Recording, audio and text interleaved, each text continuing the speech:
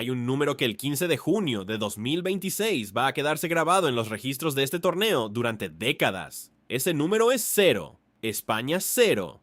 Cabo Verde 0. El 15 de junio de 2026, España, la vigente campeona de Europa, el equipo que llegó a este torneo con más posesión por partido que cualquier otra selección en la historia reciente del fútbol internacional, el mismo equipo que dominó la Eurocopa 2024 con una brillantez que el mundo no había visto en años, salió al campo del estadio de Atlanta contra Cabo Verde. Cabo Verde, una nación de un archipiélago en el Atlántico con 560,000 habitantes, una selección que juega su segundo mundial en la historia, y España, con 74% de la posesión, con 801 pases completados, con 23 remates y 8 al arco, no pudo marcar un solo gol.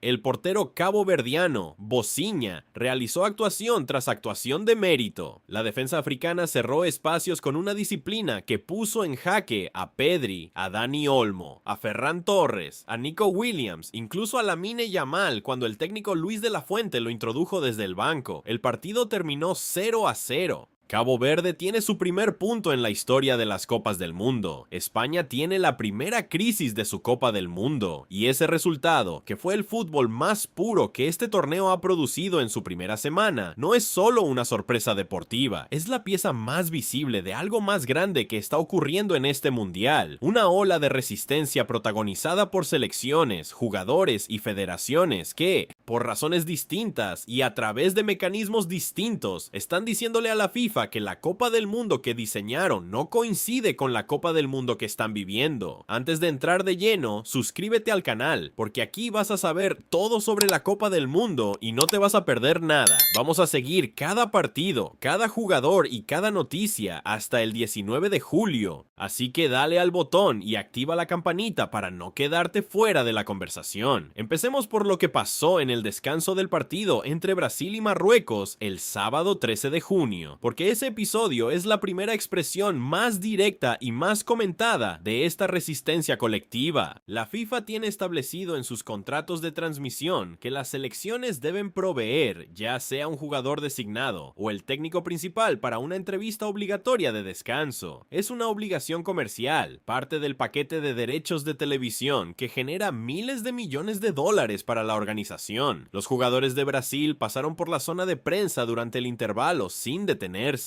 No hubo entrevistas de los jugadores de campo. El capitán Marquinhos sí dio declaraciones breves al pasar, generando incluso confusión dentro del propio vestuario brasileño sobre qué había sido acordado entre los jugadores. Lo que circuló con fuerza en redes sociales fue una imagen captada por las cámaras de beIN Sports, con subtítulos en árabe atribuidos a Vinicius Jr., donde supuestamente el delantero del Real Madrid le respondía a un periodista que le advertía sobre la sanción de la FIFA: pagaremos la multa, pero nadie de Brasil va a venir al micrófono. La frase se viralizó en horas. La organización de verificación de hechos maldita advirtió que no hay registro verificable de esas palabras exactas en la transmisión de RTVE, ni en la cobertura publicada por beIN Sports en sus canales oficiales. Lo que sí está confirmado es que los jugadores de campo de Brasil evitaron las entrevistas de descanso. El acto ocurrió y la reacción del mundo futbolístico no fue de condena, fue de reconocimiento, porque todos saben que esa obligación existe enteramente para alimentar el negocio de transmisión, no para mejorar ningún aspecto del fútbol. Esa resistencia conecta directamente con otra que llegó antes del torneo y que la FIFA aceptó parcialmente sin cambiar lo fundamental. Decenas de jugadores firmaron una carta abierta dirigida a la FIFA exigiendo que las pausas de hidratación obligatorias, esas que vienen acompañadas de la venta de publicidad televisiva, fueran de 6 minutos en lugar de 3, con criterios científicos independientes para determinar cuándo aplicarlas basados en temperatura real y no en un horario fijo diseñado alrededor de las ventanas comerciales. Exigieron mediciones de temperatura verificadas de manera independiente. Exigieron que el bienestar de los jugadores, que se cita como justificación de las pausas, fuera realmente el criterio necesario que las determinara. La FIFA los escuchó, mantuvo el formato de 3 minutos. La ventana comercial sigue intacta. Los jugadores que firmaron la carta compiten dentro de ese sistema porque la alternativa es no competir, pero firmaron la carta, pusieron sus nombres en un documento que dice que la institución que administra este torneo tiene el equilibrio equivocado entre la obligación comercial y el cuidado genuino de los atletas que lo hacen posible. Y luego está Cabo Verde versus España.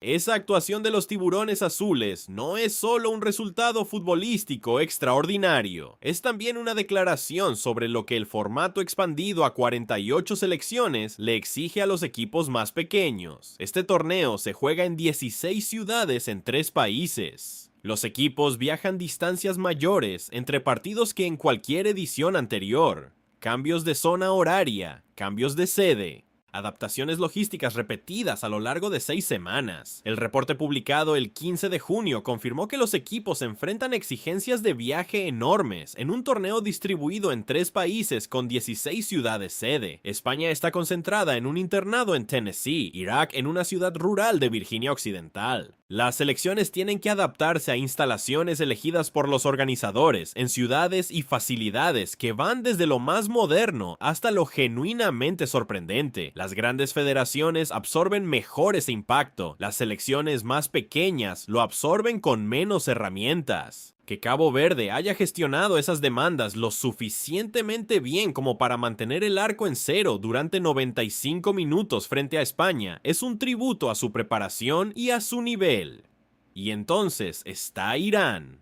Irán es la expresión más sostenida, más formalmente articulada y más políticamente cargada de todas estas resistencias. Su selección duerme en México y cruza una frontera los días de partido para jugar en los Estados Unidos. Su federación acusó al país anfitrión de comportamiento vindicativo después de que 15 funcionarios oficiales, incluyendo al presidente y al vicepresidente de la federación, fueran negados de visa para acompañar al equipo. La asignación de boletos para sus aficionados fue cancelada según acusó la federación. Los jugadores iraníes son deportistas profesionales que clasificaron a su 7º mundial de manera legítima a través de las eliminatorias asiáticas. Su primera participación fue en Argentina 78. Sus jugadores militan en ligas de Europa y Asia. Tienen un técnico experimentado y la única razón por la que sus condiciones son estas no tiene nada que ver con el fútbol y la FIFA, que expulsó a Rusia del fútbol internacional en 48 horas después de la invasión de Ucrania, no ha movido ningún partido del Irán. La diferencia de tratamiento no requiere explicación adicional. El mercado de transmisión que implica mantener los partidos en los Estados Unidos vale demasiado como para modificar el calendario. Esa persistencia en condiciones imposibles es en sí misma una forma de rebelión. Irán está ahí. Sus jugadores están en el campo. El fútbol ocurre, y las condiciones bajo las cuales ocurre son la expresión más directa de la tensión entre la universalidad que la FIFA declara de este torneo y la realidad operativa de su sede principal. Cabo Verde tiene apenas 1,5 millones de pasaportes emitidos contando su diáspora mundial. Tiene un presupuesto federativo que es una fracción del de España.